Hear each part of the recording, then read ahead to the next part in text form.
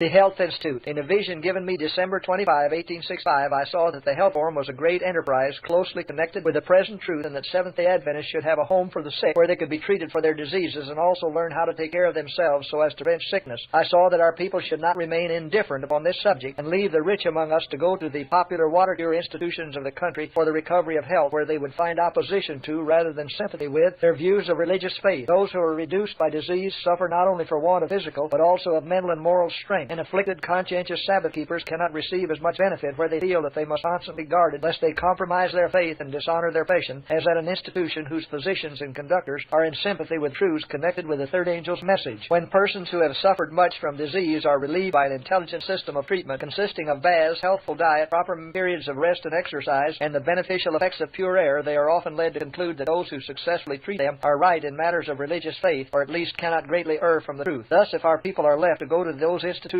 whose physicians are corrupt in religious faith, they are in danger of being ensnared. The institution at blank I then saw in 1865 was the best in the United States. So far as the treatment of the sick is concerned, they have been doing a great and good work. They urge upon their patients dancing and card playing, and recommend attendance at theaters and such places of worldly amusement, which is in direct opposition to the teachings of Christ and the apostles. Those connected with the Health Institute, now located at Battle Creek, should feel that they are engaged in an important and solemn work, and in no way should they pattern after the physicians at the institution at blank in matters of religion and amusement. Yet I saw that there would be danger of imitating them in many things and losing sight of the exalted character of this great work. And should those connected with this enterprise cease to look at their work from a high religious standpoint and descend from the exalted principles of present truth to imitate in theory and practice those at the head of institutions where the sick are treated only for the recovery of health, the special blessing of God would not rest upon our institution more than upon those where corrupt theories are taught and practiced. I saw that a very extensive work not be accomplished in a short time, as it would not be an easy matter to find physicians whom God could approve and who would work together harmoniously, disinterestedly, and zealously for the good of suffering humanity. It should ever be kept prominent that great object be attained through this channel is not only health, perfection, and the spirit of holiness cannot be attained with diseased bodies and minds. This cannot be secured by working merely from the worldling standpoint. God will raise up men and qualify them to engage in the work, not only as physicians of the body, but of the sin-sick soul, as spiritual fathers to the young and inexperienced. I was shown that the position of Dr. E. in regard to amusements was wrong, and that his views of physical exercise were not all correct. The amusements which he recommends hinder the recovery of health in many cases to one that is helped by them. He has to a great degree condemned physical labor for the sick, and his teaching in many cases has proved a great injury to them. Such mental exercise as playing cards, chess, and checkers excites and wearies the brain and hinders recovery, while light and pleasant physical labor will occupy the time, improve the circulation, relieve and restore the brain, and prove a decided benefit to the health. Take from the invalid all such employment, and he becomes restless, and with a diseased imagination views his case as much worse than it really is, which tends imbecility. For years I have from time to time been shown that the sick should be taught that it is wrong to suspend all physical labor in order to regain health. In thus doing, the will becomes dormant, the blood moves sluggishly through the system, and constantly grows more impure. Where the patient is in danger of imagining his case worse than it really is, indolence will be sure to produce the most unhappy results. Well-regulated labor gives the invalid the idea that he is not totally useless in the world, that he is at least of some benefit. This will afford him satisfaction, give him courage, and impart to him vigor, which vain mental amusements can never do. The view that those who have abused both their physical and mental powers, or who have broken down in either mind or body, must suspend activity in order to regain health is a great error. In a very few cases, entire rest for a short period may be necessary. These instances are very rare. In most cases, the change would be too great. Those who have broken down by intense mental labor should have rest from wearing thought, yet to teach them that it is wrong and even dangerous for them to exercise their mental powers to a degree leads them to view their condition as worse than it really is. They become still more nervous and are a great trouble and annoyance to those who have the care of them. In this state of mind, their recovery is doubtful indeed. Those who have broken down by physical exertion must have less labor, and that which is light and pleasant, but to shut them away from all labor and exercise would in many cases prove their ruin. The will goes with the labor of their hands, and those accustomed to labor would feel that they were only machines to be acted upon by physicians and attendants, and the imagination would become diseased. Inactivity is the greatest curse that could come upon such. Their powers come so dormant that it is impossible for them to resist disease and languor as they must do in order to regain health. Dr. E. has made a great mistake in regard to exercise and amusements, and a still greater in his teaching concerning religious experience and religious excitement. The religion of the Bible is not detrimental to the health of body or mind. The exalting influence of the Spirit of God is the best restorative for sick. Heaven is all health, and the more fully the heavenly influences are felt, the more sure the recovery of the believing invalid. The influence of such views as are advanced by Dr. E. has reached us as a people in some degree. Sabbath-keeping health reformers must be free from all these. Every true and real reform will bring us nearer to God in heaven, closer to the side of Jesus, and increase our knowledge of spiritual things, and deepen deepen in us the holiness of Christian experience. It is true that there are unbalanced minds that impose upon themselves fasting, which the Scriptures do not teach, and prayers and privation of rest and sleep, which God has never required. Such are not prospered and sustained in their voluntary acts of righteousness. They have a pharisaical religion which is not of Christ, but of themselves. They trust in their good works for salvation, vainly hoping to earn heaven by their meritorious works, instead of relying, as every sinner should, upon the merits of a crucified, risen, and exalted Savior. These are almost sure to become sickly, but Christ and true godliness are health of body and strength of soul. Let invalids do something instead of occupying their minds with a simple play, which lowers them in their own estimation and leads them to think their lives useless. Keep the power of the will awake, for the will aroused and right directed is a potent soother of the nerves. Invalids are far happier to be employed, and their recovery is more easily effected. I saw that the greatest curse that ever came upon my husband and Sister F was the instruction they received at blank in regard to remaining inactive in order to recover. The imagination of both was diseased, and their inactivity resulted in the thought and feeling that it would be dangerous to health and life to exercise, especially if in doing so they became weary. The machinery of the system, so seldom put in motion, lost its elasticity and strength, so that when they did exercise, their joints were stiff and their muscles feeble, and every move required great effort and of course caused pain. Yet this very weariness would have proved a blessing to them had they, irrespective of feeling or unpleasant symptoms, perseveringly resisted their inclinations to inactivity. I saw that it would be far better for Sister F to be with her family by herself and feel the responsibilities resting upon her. This would awaken into life her dormant energies. I was shown that the broken-up condition of this dear family while at blank was unfavorable to the education and training of their children. For their own good, these children should be learning to take responsibilities in household labor and should feel that some burdens in life rest upon them. The mother engaged in the education and training of her children is employed in the very work which God has assigned to her, and for the sake of which He has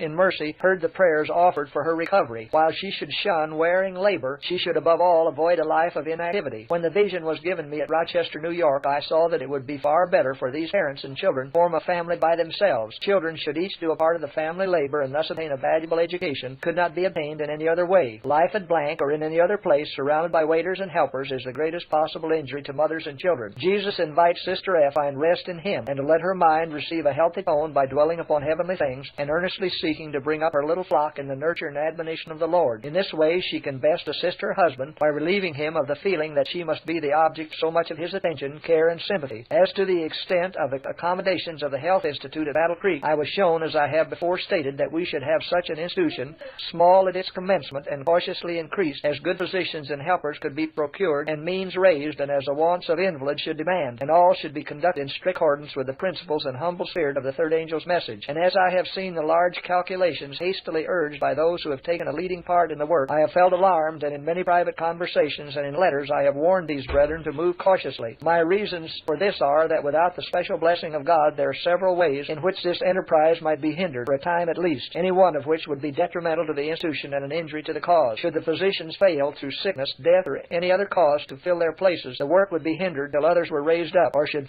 means fail to come in when extensive buildings were in process of erection, and the workshop capital would be sunk, and a general discouragement would come over all interested. Also, there might be a lack of patience to occupy present accommodations, consequently a lack of means to meet present expenses. With all the efforts in every department put forth in a correct and judicious manner, and with the blessing of God, the institution will prove a glorious success, while a single failure in any one direction might sooner or later prove a great injury. It should not be forgotten that out of many hygienic institutions started in the United States within the last 25 years, but few maintain even a visible existence at the present time. I have publicly appealed to our brethren in behalf of an institution to be established among us, and have spoken in the highest terms of Dr. F. as the man who has, in the providence of God, obtained an experience to act a part as physician. This I have said upon the authority of what God has shown me. If necessary, I would unhesitatingly repeat all that I have said. I have no desire to withdraw one sentence that I have written or spoken. The word is of God and must be prosecuted with a firm yet cautious hand. The health reform is closely connected with the work of the third message, yet it is not the message. Our preachers should teach the health reform, yet they should not make this the leading theme in the place of the message. Its place is among those subjects set forth the preparatory work to meet the events brought to view by the message. Among these it is prominent. We should take hold of every reform with zeal, yet should avoid giving the impression that we are vacillating and subject to fanaticism. Our people should furnish means to meet the wants of a growing health institute among us, as they are able to do without giving less for the other wants of the cause. Let the health reform and the health institute grow up among us as other worthy enterprises have grown, taking into account our feeble strength in the past and our greater ability to do much in a short period of time now. Let the health institute grow as other interests among us have grown, as fast as it can safely, and not cripple other branches of the great work which are of equal or greater importance at this time. For a brother to put a large share of his property, whether he has much or little, into the institute so as to be enabled to do as much in other directions as he otherwise should would be wrong, and for him to do nothing would be as great a wrong. With every stirring appeal to our people for means to put into the Institute, there should have been a caution not to rob other branches of the work, especially should the liberal poor have been cautioned. Some feeble poor men with families without a home of their own and too poor to go to the Institute to be treated have put from 1/5 to 1/3 of all they possess into the Institute. This is wrong. Some brethren and sisters have several shares when they should not have one, and should for a short time attend the Institute, having their expenses paid wholly or in part from the charity fund. I do not see the wisdom of making great calculations for the future and letting those suffer who need help now. Move no faster, brethren, than the unmistakable providence of God opens a way for you. The health reform is a branch of the special work of God for the benefit of His people. I saw that in an institution established among us, the greatest danger would be of its managers parting from the spirit of the present truth and from that simplicity which should ever characterize the disciples of Christ. A warning was given me against lowering the standard of truth in any way in such an institution in order to help feelings of unbelievers and thus secure their patronage. The great object of receiving unbelievers into the institution is to lead them to embrace the truth. If the standard be lowered, they will get the impression that truth is of little importance, and they will go away in a state of mind harder of access than before. But the greatest evil resulting from such a course would be its influence upon the poor, afflicted, believing patients, which would affect the cause generally. They have been taught to trust in the prayer of faith, and many of them are bowed down in spirit because prayer is not now more fully answered.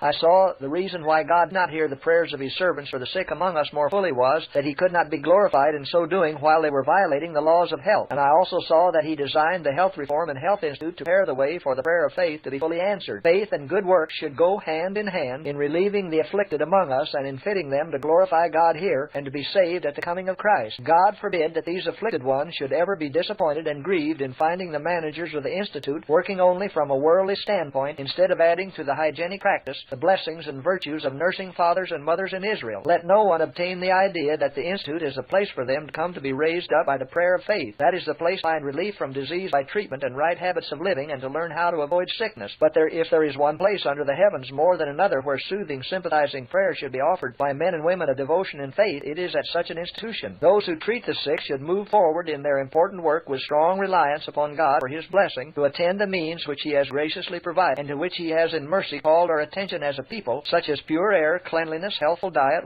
proper periods of labor and repose, and the use of water. They should have no selfish interest outside of this important and solemn work. Care properly for the physical and spiritual interests of the afflicted people of God who have reposed almost unlimited confidence in them and have at great expense placed themselves under their care will require their undivided attention. No one has so great a mind or is so skillful but that the work will be imperfect after he has done his very best. Let those to whom are committed physical and also to a great extent the spiritual interests of the afflicted people of God beware how they, through worldly policy or personal interest or desire to be engaged in a great and popular work, call down upon themselves in this branch of the cause frown of God. They should not depend upon their skill alone. If the blessing instead of the frown of God be upon the institution, angels will attend patients, helpers, and physicians to assist in the work of restoration, so that in the end the glory will be given to God and not feeble, short-sighted man. Should these men work from a worldly policy, and should their hearts be lifted up, and they feel to say, "My power and the might of my hand have done this," God would leave them to work under the great disadvantages of their inferiority to other institutions in knowledge, experience, and facilities. They could not then accomplish half as much as other institutions do. I saw the beneficial influence of outdoor labor upon those of feeble vitality and depressed circulation, especially upon women who have induced these conditions by too much confinement indoors. Their blood has become impure for want of fresh air and exercise. Instead of amusements, keep these persons indoors. Care should be taken to provide outdoor attractions. I saw that there should be connected with the Institute ample grounds, beautified with flowers, and planted with vegetables and fruits. Here the feeble could find work appropriate to their sex and condition at suitable hours. These grounds should be under the care of an experienced gardener to direct all in a tasteful, orderly manner. The relation which I